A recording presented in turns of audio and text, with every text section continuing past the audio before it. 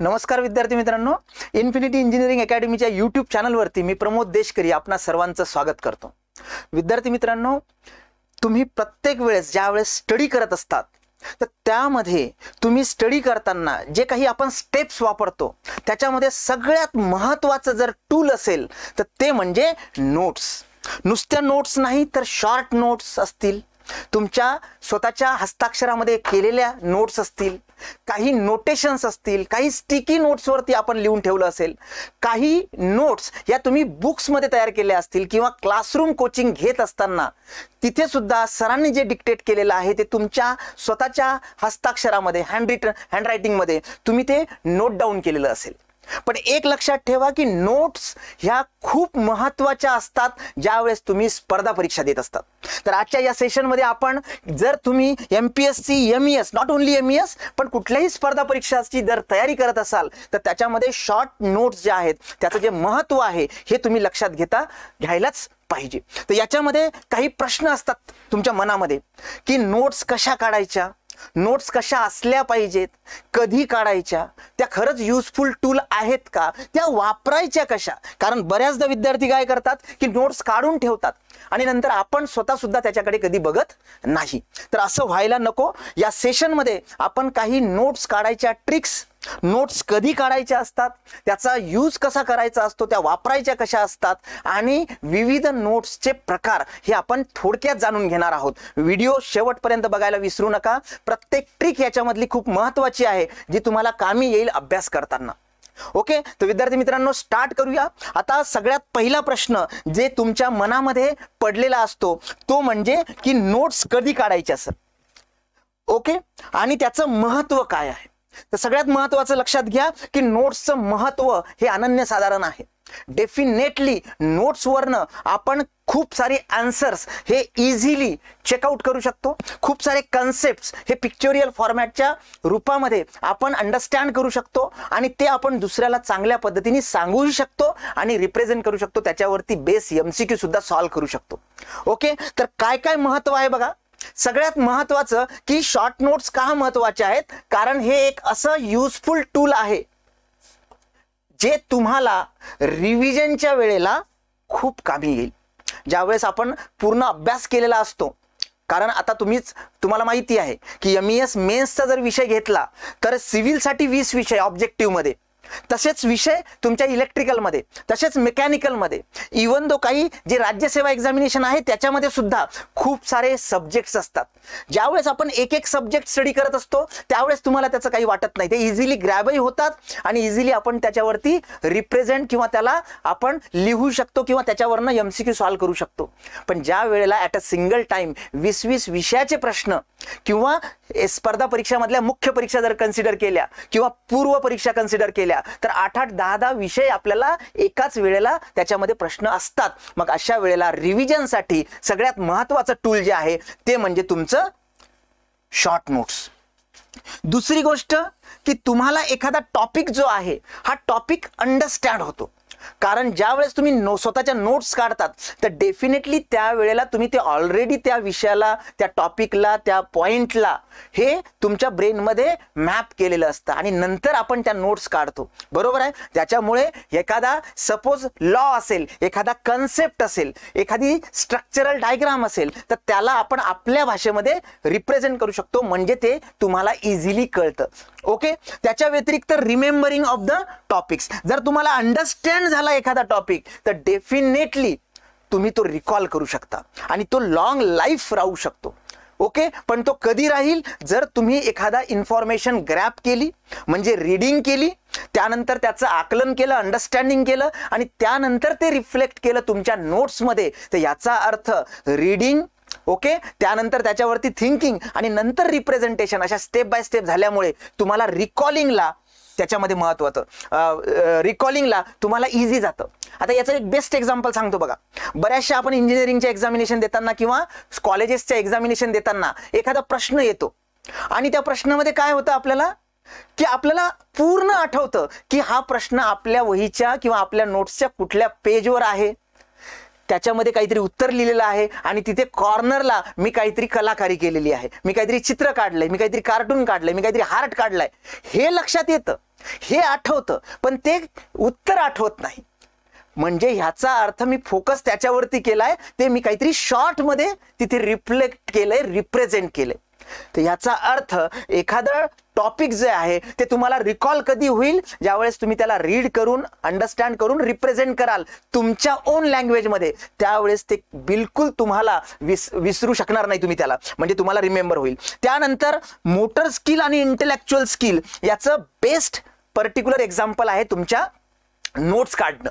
Notes काढण्याची जी process आहे, तर नोट्स काढताना आपल्याला माहिती आहे की आपल्याला नुसतं कॉपी पेस्ट नाही करायचंय, की बाबा रे एक पॅरेग्राफ आहे आणि त्याच्यामध्ये 40 लाईन्स आहेत, तर मला 10 लाईन्स त्याच्यामधल्या लिहू दे, कॉपी पेस्ट करू दे, असं नाही. ते तुम्ही मिनिमाइज केलंय, ते तुम्ही कॉपी पेस्ट केलंय, ते तुम्ही नोट्स नाही काढल्या, त्या फक्त तुम्ही अंडरलाईन करत बसला असाल. ओके, पण मग लक्षात ठेवा की motor skill plus intellectual skill. आता मोटर स्किल म्हणजे काय, की जे काही तुम्ही प्रॅक्टिस हाताने करता, ड्रॉइंग काढता किंवा अजून स्पेसिफिकली काहीतरी स्पेसिफिक टूल वापरता, बरोबर आहे, स्टेशनरी वापरता, कलरफुल पेन वापरता, तर हे काय आहे, त्या हाताने केलेली जी कृती आहे ती मोटर स्किल झाली.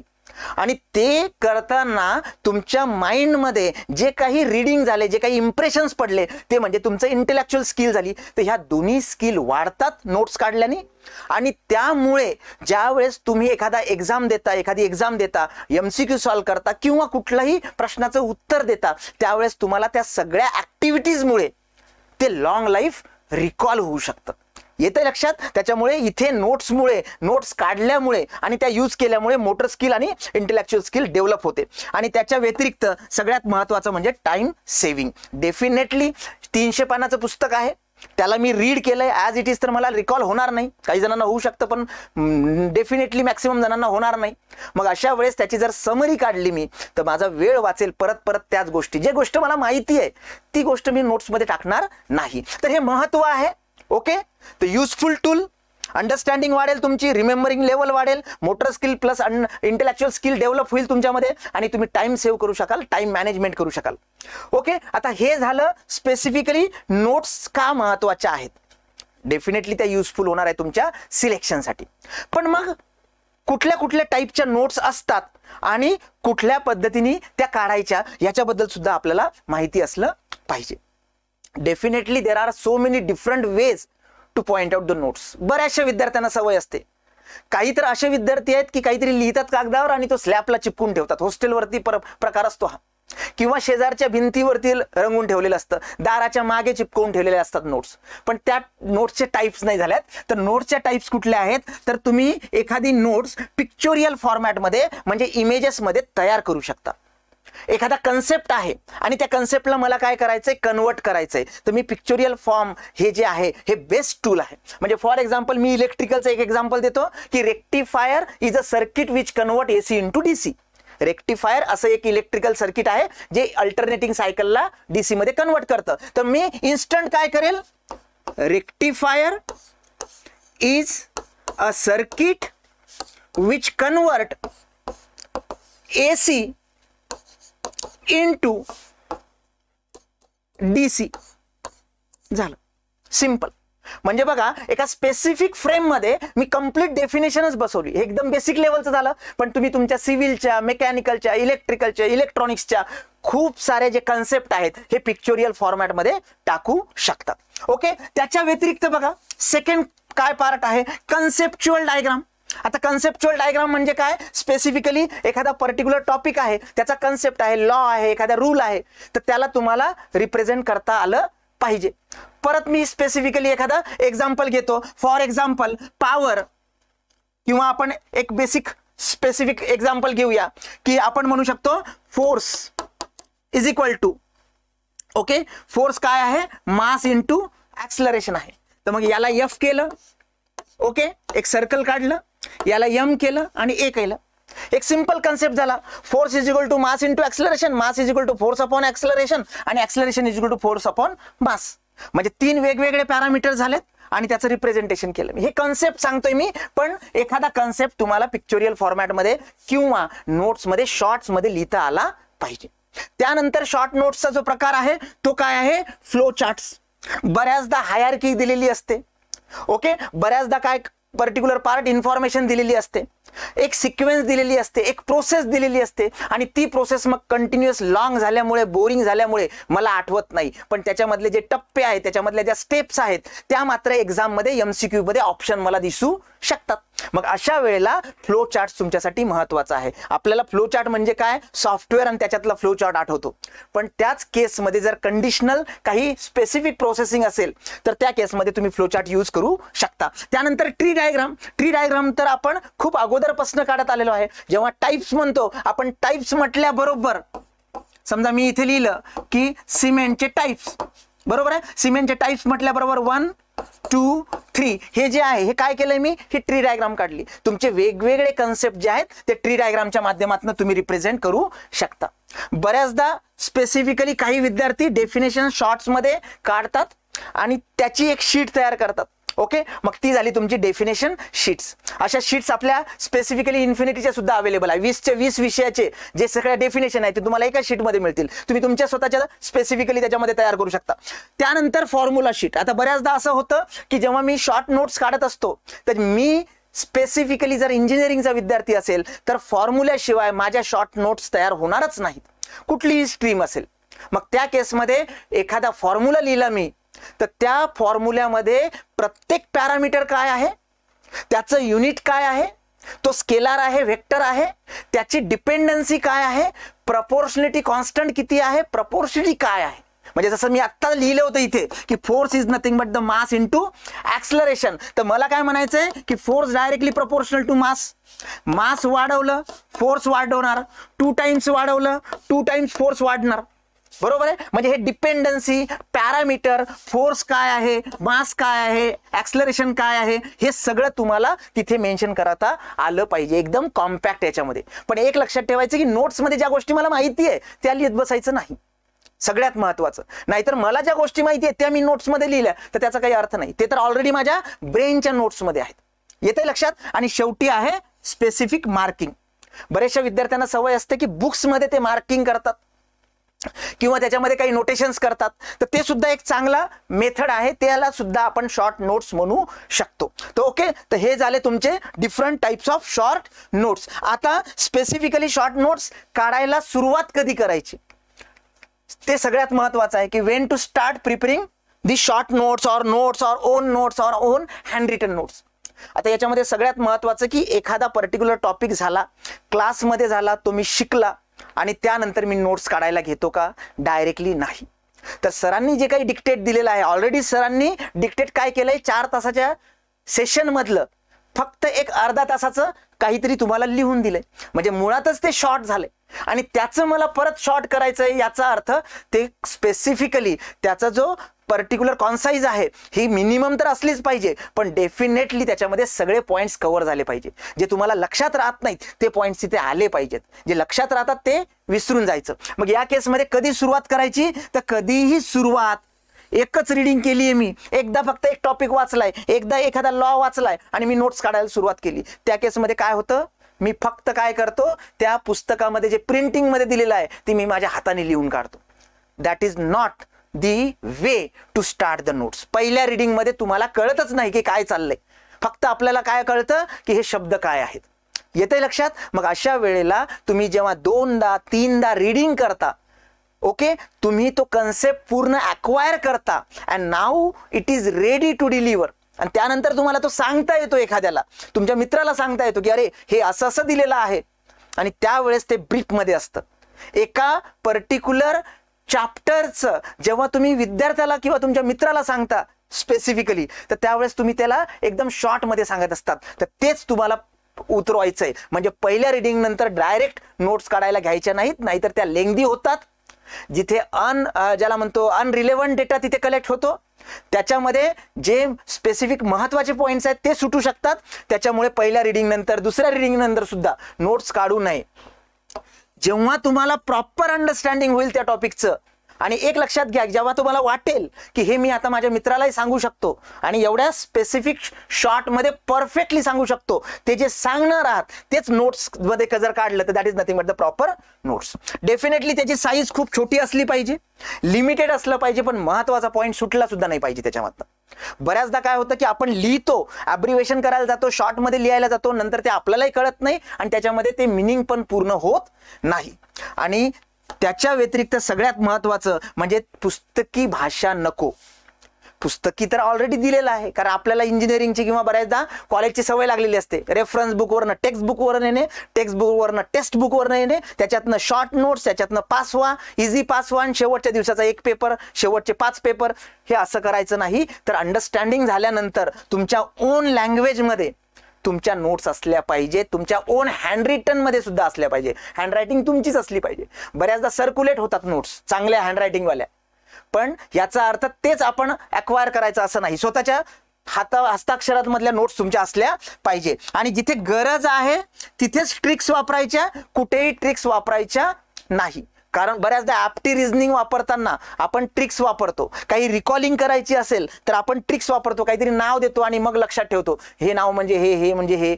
तर त्याच्यामध्ये जर मिनिंगफुल होत असेल तरच ट्रिक वापरा, नाहीतर त्या वेळेवर एक जरी वर्ड इकडचा तिकडे झाला तरी तुमचा प्रॉब्लेम येऊ शकतो. तर this is nothing but the की कधी तुम्ही स्टार्ट करायला पाहिजे. आता एक एक टाईप आपण बघणारच आहोत नोट्सच्या, शॉर्ट नोट्सच्या. पण त्याच्या अगोदर बघा, सगळ्यात महत्वाचं की पहिल्या रिडिंग नंतर का नको म्हणतोय मी.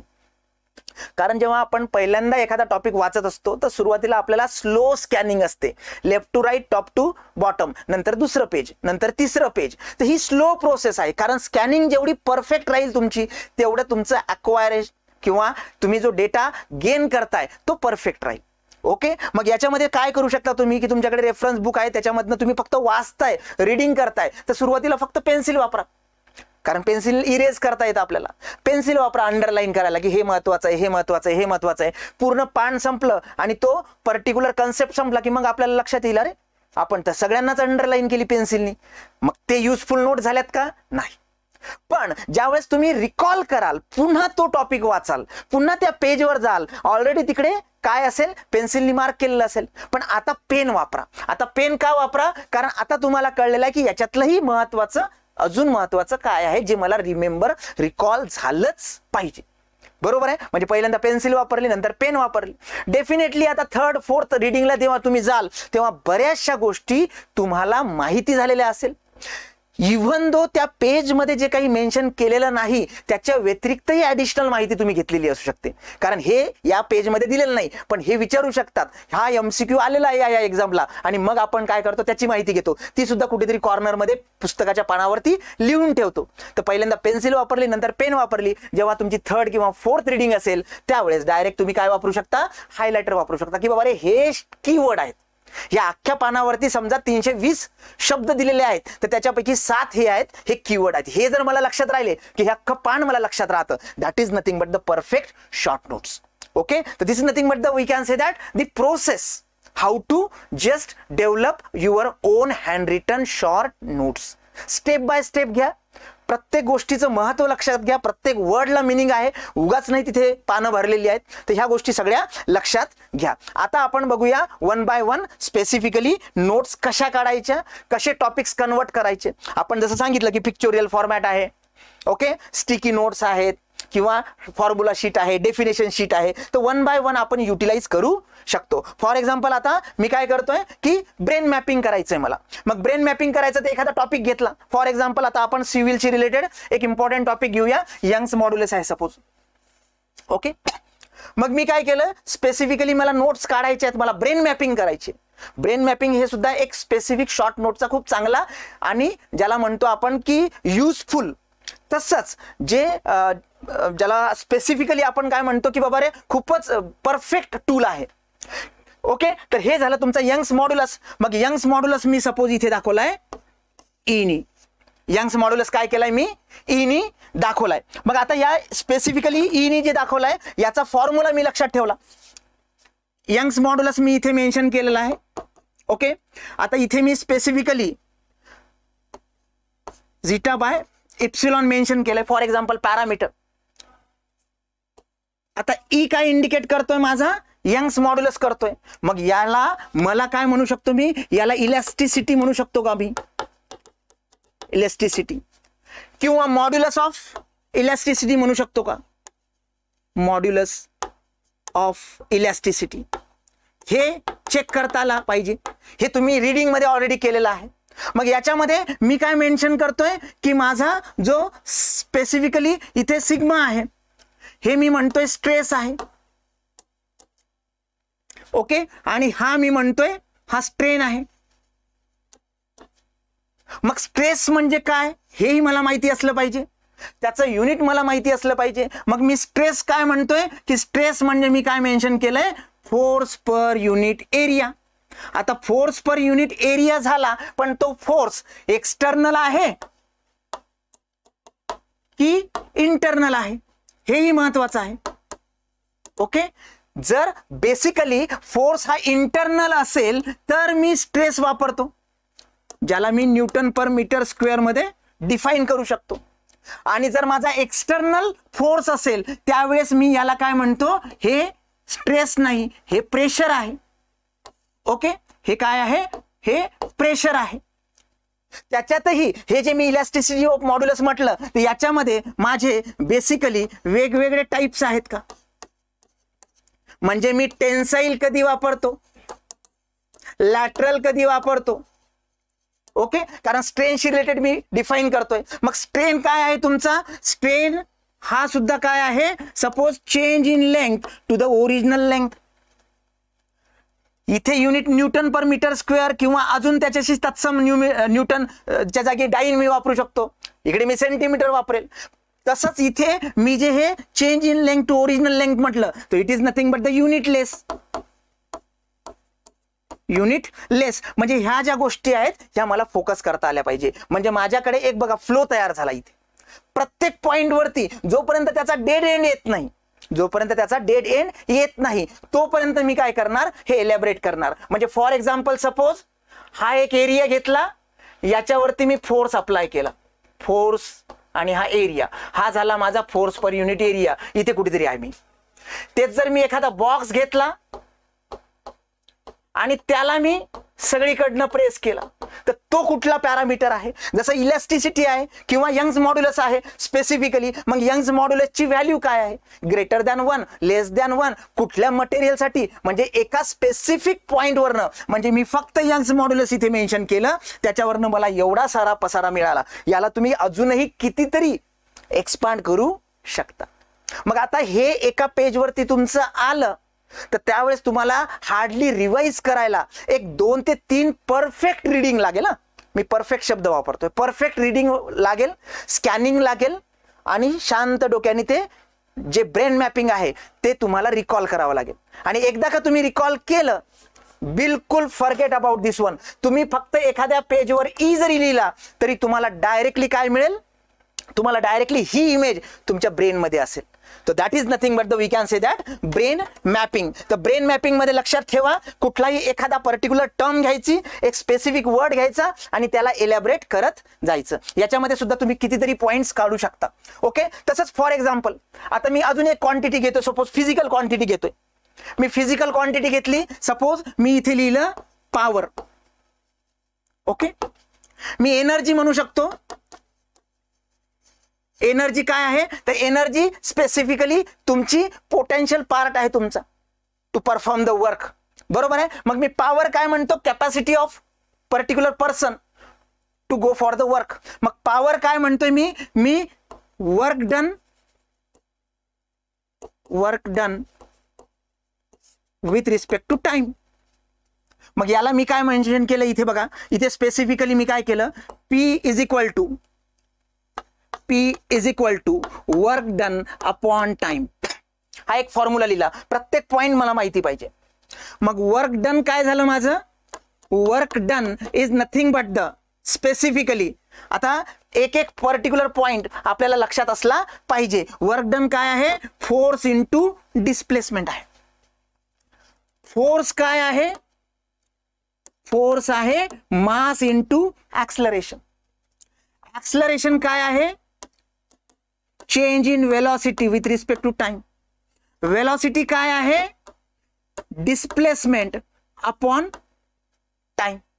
आता याच्या पलीकडे आपण त्याला बायफर्केट करू शकत नाही, पण इथे आपण पॉवरचं युनिट काय, वर्क डनचं युनिट काय, फोर्सचं युनिट काय, CGS MKS जे काही असेल, ऍक्सलरेशन म्हणजे काय, डिस्प्लेसमेंट म्हणजे काय. इथे डिस्प्लेसमेंटच्या जागी जर मी डिस्टन्स घेतलं, डिस्टन्स पर युनिट टाइम झालं, तर ती माझी स्पीड झाली.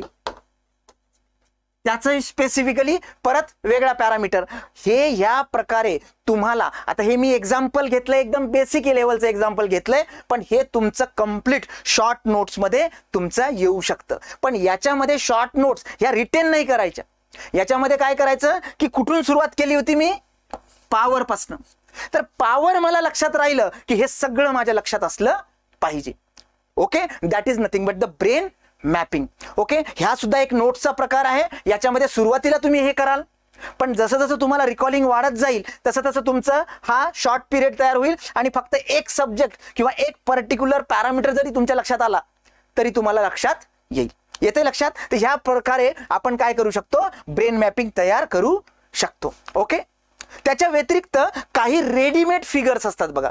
काही रेडीमेड फिगर्स असतात जे ऑलरेडी कॉम्प्रेस्ड असतात. आता हे इलेक्ट्रिकलचं परत एक्झाम्पल घेतोय मी. इथे सुद्धा बघा, इथे करंट, त्यानंतर व्होल्टेज, व्होल्टेज इथे एनर्जीच्या ईच्या फॉर्मॅटमध्ये लिहिलंय, ओहम्स, रेजिस्टन्स आणि पॉवर यांचे रिलेशन्स लिहिले आणि प्रत्येकाचे फॉर्म्युले आजूबाजूनी आहे. आता ह्या प्रकारच्या कितीतरी डायग्राम्स तुम्हाला इंटरनेटवरती मिळून जातील. मग त्याही तुम्ही इन्क्लूड करू शकता तुमच्या शॉर्ट नोट्समध्ये किंवा डायरेक्टली रेडीमेड तुम्ही यूज करू शकता. But again this is nothing but the concise part. हे कॉम्प्रेस केलेला पार्ट आहे. याच्यामध्ये जास्त तुम्हाला डोकं लावायची गरज नाही. प्रत्येक रिलेशन हे कशासाठी टूल उपयोगी येतं माहिती आहे का, ज्या वेळेस प्रपोर्शनलिटी येते.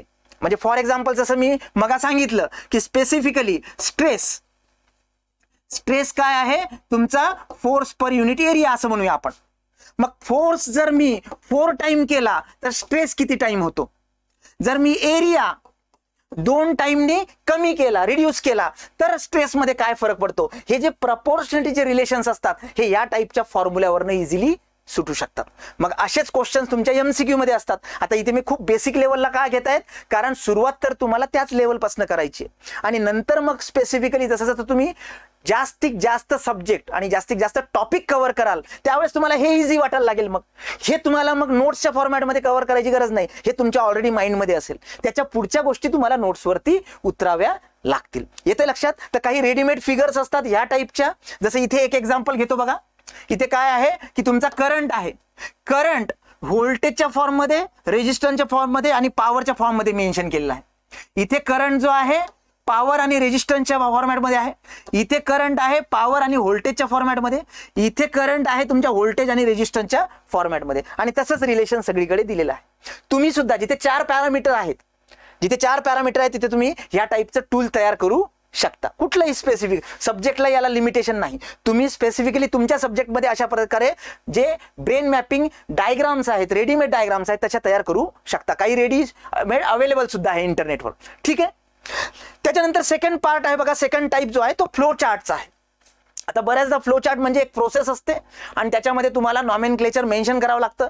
तुम्ही MCQ ची एक्झाम देणार आहे, ऑब्जेक्टिव्ह टाईपची MCQ ची जर एक्झाम देणार असेल ऑब्जेक्टिव्ह टाईपची, तर त्या केसमध्ये तुम्हाला छोट्या छोट्या गोष्टी, नवनवीन पॅरामीटर हे ॲड ऑन करत जावं लागतं. तेवढे टाईप्स त्याच्यामध्ये मेन्शन करावे लागतात, कारण तेच जे आहे ते तुमच्या ऑप्शन्समध्ये दिसू शकतात नॉमेनक्लेचर. मग सगळेच नॉमेनक्लेचर नोट्समध्ये आले पाहिजेत. मग फ्लो चार्ट बघा. इथे एक स्पेसिफिकली स्टील फायबर कॉन्क्रीटचा एक मॅन्युफॅक्चरिंग आणि त्याच्या टेस्टिंगचा एक फ्लो चार्ट दिलेला आहे. आता हा रेडीमेड आहे पण आपण आपल्या यांनी वेगवेगळ्या प्रोसेसचा तयार करू शकतो. फॉर एक्झाम्पल इथे पोर्टलँड सिमेंटच्या स्टार्टिंग पासनं, ओके, कॅरेक्टरायझेशन पासनं, तर कॅरेक्टरायझेशन ऑफ द कॉन्क्रीट म्हणजे सिमेंट मधनं कॉन्क्रीटच्या पर्टिक्युलर पार्ट तयार करेपर्यंतची काही प्रोसेस आहे, जे काही स्टेजेस आहेत त्या स्टेजेसचं इम्पॉर्टन्स, कारण त्याच्यामध्ये हे जे इकडे दिसतात हे तुमच्या ऑप्शन्समध्ये येऊ शकतात MCQच्या. येते लक्षात? मग इथे बघा, characterization of Portland cement, fineness, specific gravity, expandability, compressive strength, insoluble residence, loss of ignition, MgO and SO3 material. मग प्रत्येकावरती अजून काहीतरी पॉइंट निघू शकतो. For example suppose compressive strength आहे बघा इथे. मग कॉम्प्रेसिव्ह स्ट्रेंथ तुमच्या नोट्समध्ये काय आलं पाहिजे की कॉम्प्रेसिव्ह स्ट्रेंथ हे कशाने टेस्ट करतात. मग त्याच्या मेथड्स, स्ट्रेंथ मेजरमेंट किती दिवसामध्ये करतात, किती दिवसासाठीचे करतात, हे बघा इथे स्पेसिफिक तुम्ही एक्सपांड करू शकता. पण हा जो आहे हा काय आहे, फ्लो चार्ट आहे. याच्यामध्ये स्टेप वाईज प्रोसिजर दिलेली आहे आणि प्रत्येक स्टेपचं जे इम्पॉर्टन्स आहे. फॉर एक्झाम्पल इथे आता ॲग्रिगेट मिक्सचर केलंय, ॲग्रिगेट मध्ये मग परत fineness, specific gravity, unit weight, okay, and sieve analysis, हे जे पॉइंट्स आहेत हे तुम्हाला ॲड ऑन केलेत. तर हे जे आहे या पद्धतीने फॉर एक्झाम्पल इथे त्या टेम्परेचर दिलेलं आहे, किती टेम्परेचरला ते स्पेसिफिक किती ड्युरेशनला द्यायला पाहिजे, 3 तास पर्टिक्युलर दिलेलं आहे. हे बघा इथे टेम्परेचर मेन्शन केलेलं आहे. तर या टाईपचे जे पॉइंट्स आहेत हे फ्लोच्या माध्यमातून, एका सिक्वेन्सच्या माध्यमातून, एका पर्टिक्युलर स्टेप बाय स्टेपच्या माध्यमातून तुम्ही तयार करू शकता. That is also a type of, we can say that, flow chart. Okay, ज्याच्यामध्ये एखाद्या प्रोसेसचा फ्लो असतो. तर असे सुद्धा शॉर्ट नोट्स तुम्ही तयार करू शकता. आता एक पर्टिक्युलर बघा त्याच टाईपनी पण वेगळं ट्री डायग्राम, हा सुद्धा एक नेटचा शॉर्ट नोटचा प्रकार आहे. हे आपण खूप अगोदरपासून वापरतो. टाइप्स म्हटलं की आपण ते काढतो, बरोबर आहे. आता इथे फॉर एक्झाम्पल इंग्लिशशी रिलेटेड बघा, नाऊन, संज्ञा ज्याला म्हणतो आपण, countable noun, uncountable noun, common noun, collective noun.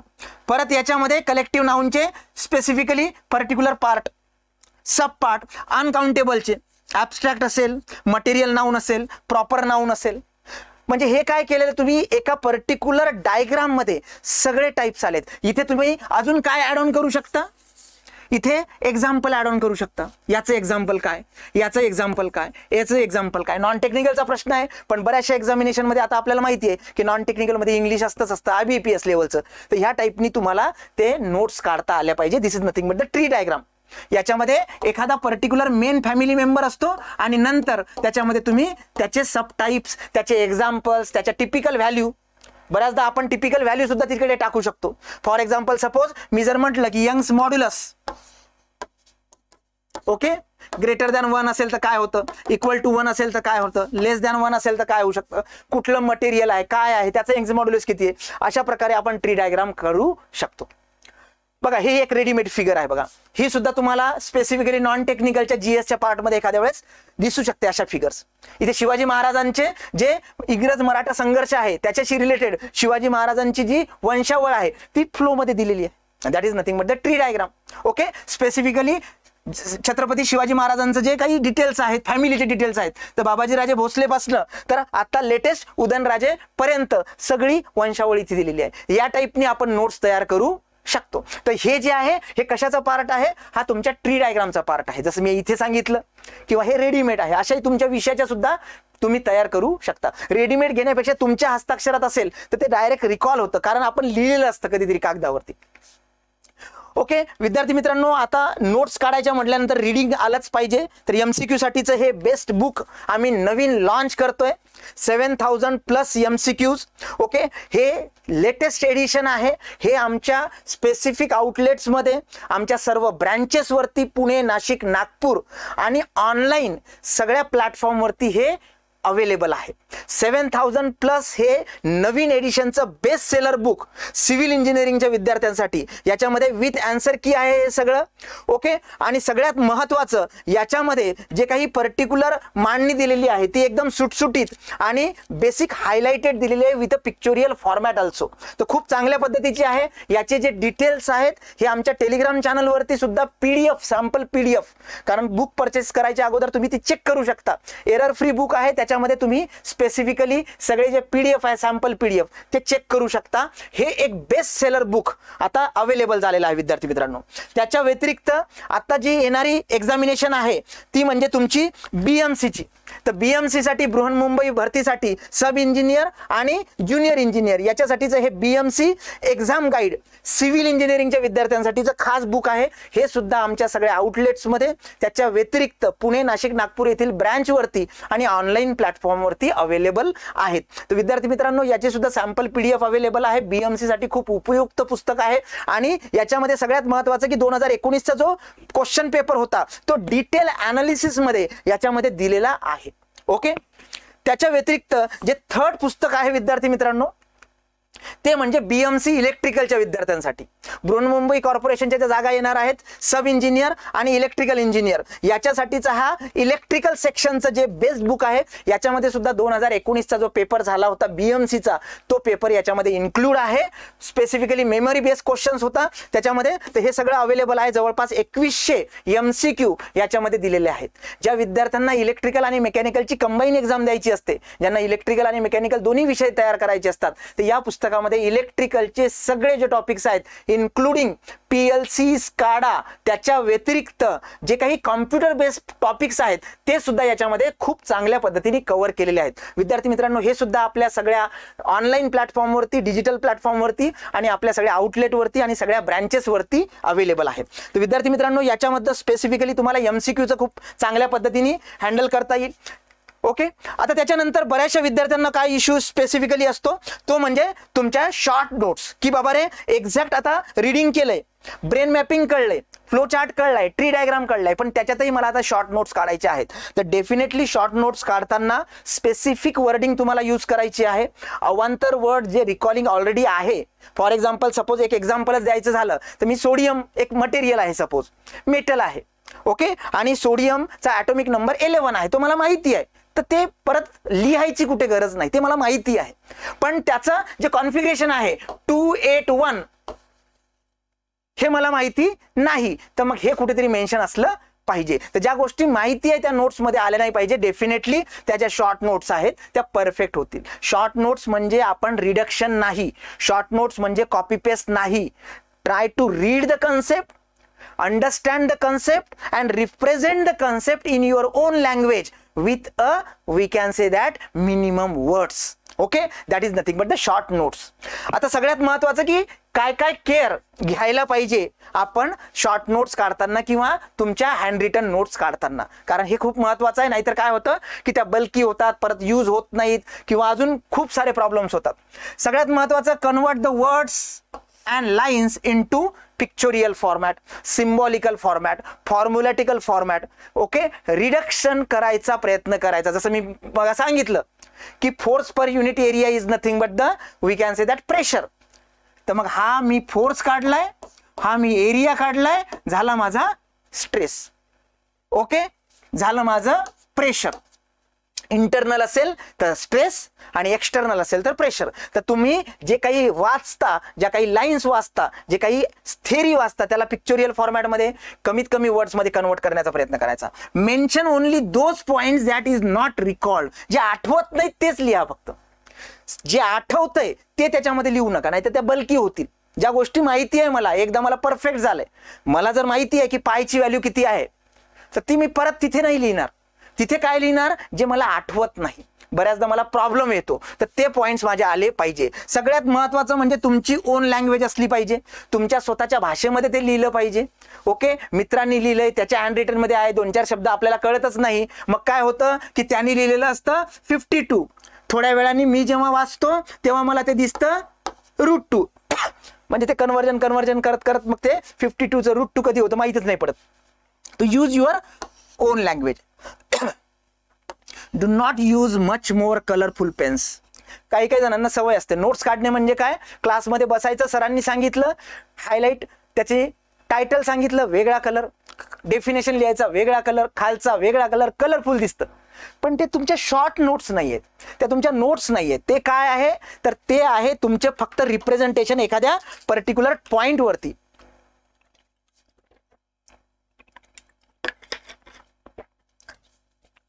Sorry.